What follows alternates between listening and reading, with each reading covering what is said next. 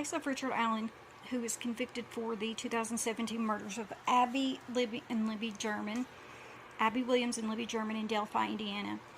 So his defense team has filed a motion to correct errors, seeking to overturn his conviction. This motion highlights several alleged legal missteps during the trial, illegal safekeeping proceedings. The defense contend that Allen's transfer from the Carroll County Jail was unjustified, and they argue that the court's order lacked proper documentation and did not meet the legal criteria for such a transfer.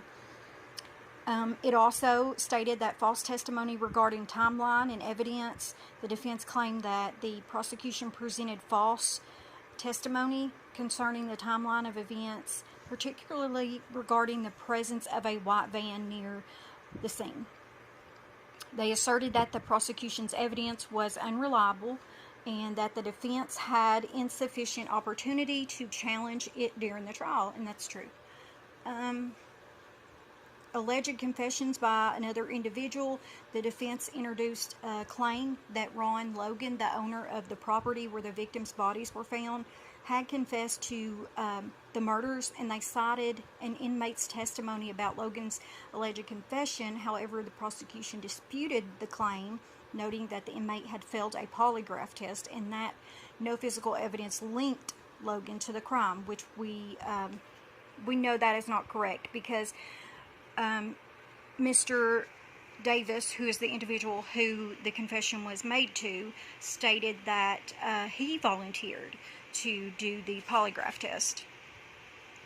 And basically that the prosecution is trying to keep him basically swept under the rug in his situation. Now, he did report this, keep in mind, estimately a month after the unaliving of these girls. So a lot of information that was on this confession had not been released yet, so that's very important to consider. They also had the forensic concerns over cell phone evidence.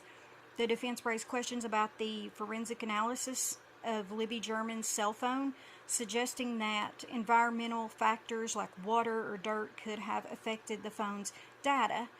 They argued that the prosecution's expert testimony was flawed and that the defense was not provided with all necessary information to challenge the evidence effectively. Prosecution's response to that was they formally objected to the defense's motion to correct errors, basically asserting that the defense's arguments did not warrant overturning the jury's verdict. They emphasized